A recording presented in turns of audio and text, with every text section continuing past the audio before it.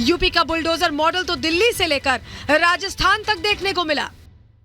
दिल्ली और उत्तर प्रदेश में लंबे समय तक शासन करने वालों ने बारी बारी से इस क्षेत्र को उजाड़ने में कोई कसर नहीं छोड़ी। और अब देखिए, जब इन्हीं माफियाओं पर यूपी में बुलडोजर चल रहा है, तो कुछ लोग हाय तौबा मचा रहे हैं। सीएम योगी का एक्शन हिट है। फॉलोवर्स को योगी का अंदाज भा रहा है, क्योंकि इस डबल इंजन सरकार ने जो कहा है वो कर दिखाया है। अयोध्या में रामलला, जिसका हर हिंदुस्तानी और हर सनातनी को 500 सालों से इंतजार था।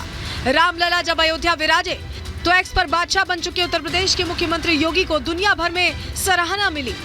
ये योगी मॉडल का ही असर था जो मध्य प्रदेश, छत्तीसगढ़ और राजस्थान में कमल खिला। योगी जहां जहां प्रचार के लिए गए, लोगों के दिलों पर छा गए। आप देख रहे होंगे, यहाँ माफिया पनप रहे हैं, यूपी में माफिया की छाती में बुलडोजर चढ़ रहे हैं। देख रहे हैं ना, यूपी तो बदनाम था ना। उत्तर प्रदेश की आबादी 25 करोड़ की है। बड़े बड़े माफिया थे, अजगर जैसे माफिया थे, लेकिन आज सब गायब हो गए, एकदम गायब हो गए। छत्तीसगढ़ में एक बार फिर से नक्सलियों ने सिर उठाना प्रारंभ कर दिया है। हमारे बहादुर जवानों पर फिर से हमले होना इस बात को साबित करता है कि सरकारें आतंकवाद और नक्सलवाद के प्रति छत्तीसगढ़ की सरकार जितनी गंभीरता दिखानी चाहिए थी, उस गंभीरता का अभाव है। भाइयों बहनों, ये हमले केवल किसी व्यक्ति और किसी राजनीतिक पार्टी पर नहीं है, ये भारत की राष्ट्रीयता पर प्रहार हो रहे हैं। सीएम योगी लोगों को भा रहे हैं। उनका अंदाज सुपर हिट है, जिससे विपक्षी परेशान है, और इस परेशानी की वजह 24 का लोकसभा चुनाव है। डबल इंजन की सरकार को मात देने के लिए विरोधी एक मंच पर एक साथ भी आए, लेकिन अब इंडी गठबंधन बिखरा हुआ नजर आ रहा है। दूरियां अब खाई में तब्दील हो रही हैं। इस बार लोकसभा में आम आदमी पार्टी पंजाब में 13-0, 13 की 13 जीतेंगे जी। এক জায়গায় দাঁড়াতে কংগ্রেস তুমি তো একা পারবে না, তুমি 40টা সিট পাবে কিনা আমরা জানি না। সারা ভারত 300টা সিট লড়ে, আজ তোমাদের এত অহংকার, এত অলংকার। देश में मोदी योगी मॉडल हिट है तो प्रदेश में 80/80 फिट है। यही विरोधियों की परेशानी की सबसे बड़ी वजह है। Bureau report, Republic Bharat.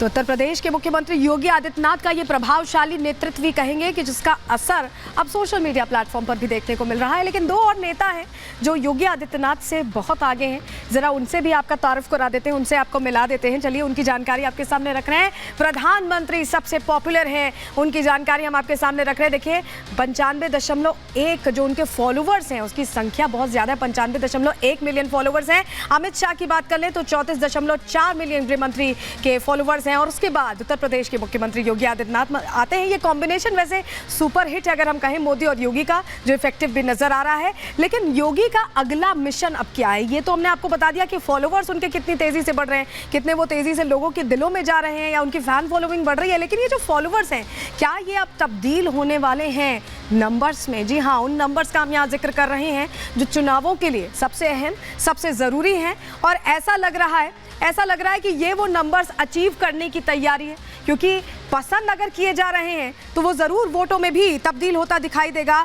किस तरह से प्रधानमंत्री मोदी को जीत दिलाने के लिए आप पूरी तरह से प्रयासरत हैं योगी आदित्यनाथ। 80-80 फॉर्मूला कैसे जीत का है, उसकी जानकारी अब आपके सामने रख देते हैं। चलिए देखिए, जो 80 सीटें हैं माफ कीजिएगा, उस पर जीत का फॉर्मूला पहले से ही सेट कर लिया है योगी आदित्यनाथ ने। उसके लिए प्रयासरत भी नजर आ रहे हैं, कोशिशें भी तेज कर दी हैं।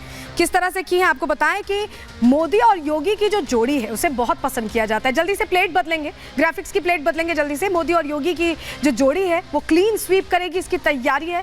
और यूपी में राम लहर से फायदा मिल सकता है। जिस तरह से अयोध्या के राम मंदिर का निर्माण हुआ है, लॉ एंड ऑर्डर दुरुस्त करने पर फोकस योगी आदित्यनाथ का रहा है, उसका भी असर देखने को मिल सकता है। और कन्नौज जीतने का भी दावा किया जा रहा है। आप सोच लीजिए कि समाजवादी पार्टी तो हिल गई होगी इस दावे से, तो इसको जीतने का दावा किया जा रहा है। और क्योंकि समाजवादी पार्टी का मैं जिक्र कर रही हूं, तो इंडी गठबंधन के नेता, तमाम नेता एक दूसरे को आंख दिखा रहे हैं। अरविंद केजरीवाल, ममता बनर्जी, और अब इस लिस्ट में शामिल हो गए अखिलेश यादव, जो मोदी विरोधी कैंप को झटका देते नजर आ रहे हैं। क्या उन्होंने कह दिया है, जरा सुनवा देते हैं आपको। राहुल गांधी की ओर इशारा है, सुनिए। ये पॉलिटिकल यात्रा पॉलिटिकल पार्टीज की होती है, तो पॉलिटिकल पार्टी की यात्रा है, वो अपनी यात्रा तय कर रहे हैं। बीजेपी को हटाइए, हराइए, 80 हराइए, अपने आप ईवीएम हट जाएगी।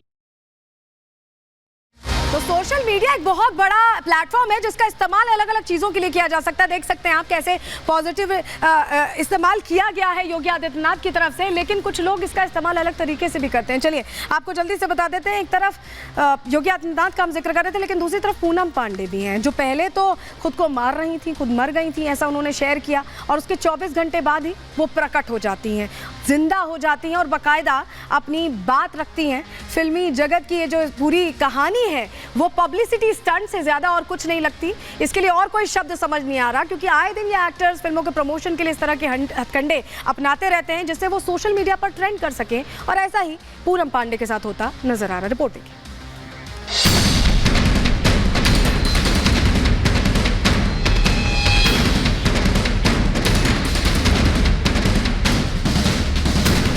फिल्मी जगत में पब्लिसिटी स्टंट कोई नया शब्द नहीं है। यहाँ आए दिन एक्टर और फिल्मों के प्रमोशन के लिए इस हथकंडे का इस्तेमाल किया जाता है ताकि सोशल मीडिया पर वो ट्रेंड कर सके। लेकिन ऐसा शायद पहली बार हुआ है जब किसी ने अपनी मौत की अफवाह उड़ाई है, वो भी एक गंभीर बीमारी का नाम लेकर। पूनम पांडे का ऐसा भद्दा मजाक जिसने हर किसी को ठेस पहुंचाई है। मजाक करने की भी एक सीमा होती है, लेकिन पूनम पांडे ने तो सारी हदें ही पार कर दी।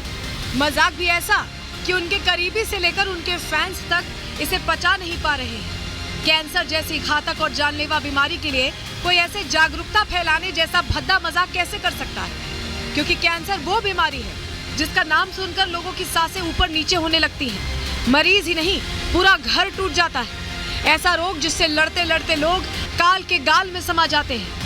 ऐसी ही खबर 2 दिन पहले आई कि पूनम पांडे की सर्वाइकल कैंसर के कारण मौत हो गई है। अचानक पूनम की मौत की खबर ने सबको सन्न कर दिया। पूनम ने जिस सर्वाइकल कैंसर के नाम पर मौत की झूठी स्क्रिप्ट लिखी, अगर वो उससे होने वाले दर्द की कल्पना भी कर लेती तो शायद ये सब ना करती। अपनी मौत तो झूठ बोला और कानूनी फंदा कहीं ना कहीं ऊपर चढ़ता नजर आ रहा है। इस खबर पर आगे आपको जानकारी देंगे, लेकिन आज की तस्वीर का वक्त हो गया और तस्वीरें आप ये देख रहे हैं। एयरपोर्ट पर रामधुन में लीन तमाम भक्त नजर आ रहे हैं। ये कर्नाटका का एक म्यूजिक बैंड है जो देखिए किस तरह से रामधुन में लीन है और राम गुन गुनगुना रहा है। और इसी के साथ आज के लिए अंदर की खबर में इतना ही। कल फिर हाजिर होंगे किसी डिटेल स्टोरी के साथ। तब तक के लिए दीजिए इजाजत। नमस्कार।